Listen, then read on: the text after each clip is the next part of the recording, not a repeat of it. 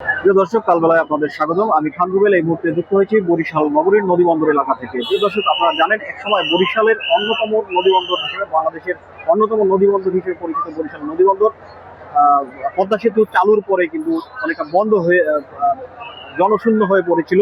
এই মুহূর্তে কিন্তু বরিশাল আমরা দেখাতে চাই ঈদ এবং স্বাধীনতা দিবসের দীর্ঘ ছুটির পরে বরিশাল নদী বন্দরের সেই পুরনো চিত্র ফিরে এসেছে। আপনাদের দেখাতে চাই। আপনারা দেখছেন যে আসলে বরিশাল নদী বন্দরের চিত্র আজ বিকেল থেকে দুপুর থেকেই কিন্তু বরিশাল নদী বন্দরে এমন চিত্র আমরা লক্ষ্য করেছি। হাজার হাজার যাত্রীর চাপ আমরা লক্ষ্য করতেছি।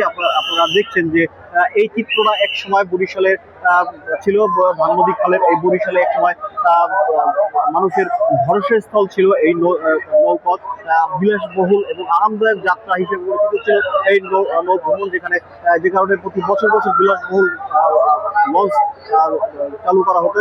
তবে পদ্মা সেতু চালুর পরে সেই পরিস্থিতি কিন্তু আর নেই। আমরা বছরের মাস ধরেই কিন্তু লঞ্চের খরায় কাটে। তবে ঈদ কোরবানি আসলে এমন চিত্রই আমরা দেখতে পাই। তো দর্শক, আমরা যদি দেখার চেষ্টা করছি যে এই বর্তমানে সকাল থেকে দুপুর থেকেই কিন্তু এই নদী বন্দরে প্রচন্ড মানুষের আগমন ঘটতে থাকে, প্রচন্ড কর্মস্থলমুখী যাত্রীদের আগমন ঘটতে থাকে। আমরা দুপুর থেকে এই নদী বন্দরে অবস্থান করছি। আমরা জেনেছি বর্তমানে নদী বন্দরে 11টি লঞ্চ বার্ডিং করা রয়েছে। এর ভিতরে 8টি লঞ্চ সরাসরি পন্টনে বার্ডিং করা, বাকি 3টি লঞ্চ কিন্তু একটি লঞ্চের পিছনে আরেকটি নোঙর করা রয়েছে পন্টন সংকটের কারণে। তো ওইসব লঞ্চ গুলোতে উঠতে এক লঞ্চ থেকে বেরিয়ে আর এক লঞ্চে যেতে হয়। দর্শক, আপনাদের জানিয়ে রাখতে চাই, আমরা কিন্তু ইতিপূর্বে লঞ্চের ভিতর গুলো ঘুরেছি। লঞ্চের যে ডেক শ্রেণী যেগুলো রয়েছে সেগুলো কিন্তু অলরেডি ফিল আপ হয়ে গেছে। তারপরে আমরা দেখেছি যে লঞ্চের যে সামনের যে জায়গাটুকু যেখানে থাকে, যেখানে লঞ্চ ছাড়ার পরে মানুষের চলাচল নিষেধ, সেই জায়গাগুলোতেও কিন্তু মানুষের প্রচুর মানুষ জায়গা করে নিয়েছে। দর্শক, আমরা আপনাদের আরো জানিয়ে যে মাস্টার ব্রিজ, যেটা সবসময় নিরাপদ থাকার জায়গা, সেই জায়গাগুলোতে কিন্তু মানুষ যে বিছিয়ে রেখেছেন, যে চাদর বিছিয়ে সেখানে তারা জায়গা করে নিয়েছেন। ডেকে জায়গা নেই। ইভেন লঞ্চের যে কেবিন আছে, প্রথম শ্রেণীর কেবিন রয়েছে, সেই কেবিনের বারান্দায় কিন্তু আসলে জায়গা নেই, সেখানেও চাদর বিছিয়ে মানুষ জায়গা করে নিয়েছেন। তো আমরা আপনাদের দেখাতে চাই যে বরিশাল বন্দরে কিন্তু এই যে পূর্বেও যে একটি বড় সমস্যা ছিল বার্ডিং এর সমস্যা, যেখানে পল্টনের সংকটে লঞ্চ নোঙর করা যেত না। তো সেই অবস্থার কিন্তু উন্নতি হয়নি, এখনো কিন্তু সেই অবস্থায় রয়েছে। আপনারা দেখছেন যে প্রচুর পরিমাণে একটি লঞ্চ কিন্তু নদীর মাঝখানে নোঙর করা রয়েছে। এর বাইরে আপনারা দেখছেন যে নদী বন্দরে কিন্তু প্রচুর যাত্রী ভিড় কিন্তু ক্রমশ বাড়তেছে। আমরা যখন বিকেল 5টার দিকে যখন আমরা নদী বন্দর পরিদর্শন করি, লঞ্চগুলো যখন পরিদর্শন করি, তখন দেখেছি যে লঞ্চগুলো কিন্তু যাত্রীতে ফুলফিল হয়ে গেছে। অনেক যাত্রী কিন্তু জায়গা না পেয়ে ফিরে যাচ্ছেন। তো দর্শক, আমরা যাত্রীদের সাথে কথা বলেছি, লঞ্চ কর্তৃপক্ষের সাথে কথা বলেছি। তারা আমাদের কাছে জানিয়েছেন যে তাদের লঞ্চ কর্তৃপক্ষ আমাদের জানিয়েছেন যে তাদের প্রত্যাশা ছিল দীর্ঘ ছুটির পরে কিন্তু এই যে 27 এবং 28 মার্চ যাত্রীদের চাপ বাড়বে।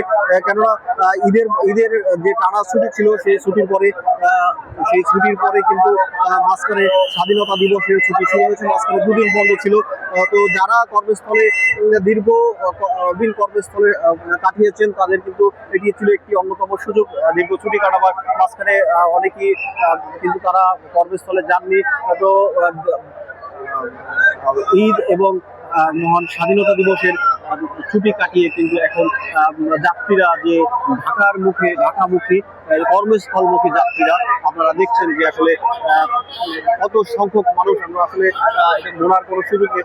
তো দর্শক, আপনারা দেখছেন যে আসলে আমরা যদি গ্যাংওয়েতে দেখাবার চেষ্টা করি আপনাকে, যে কি পরিমাণ লোক এখনো আসতেছে নদী বন্দর লঞ্চঘাটের দিকে, সেই তুলনায় কিন্তু লঞ্চগুলোতে জায়গা নেই। অলরেডি প্রত্যেকটা লঞ্চ ঘাটই কিন্তু প্রত্যেকটা লঞ্চে কিন্তু যাত্রী ধারণ ক্ষমতার দ্বিগুণ যাত্রী হয়ে গেছে।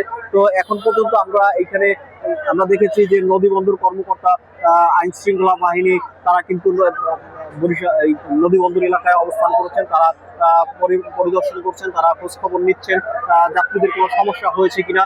তো এর যাত্রীদের কোনো খোঁজ খবর নিয়েছেন কিনা, ইভেন খোঁজ খবর।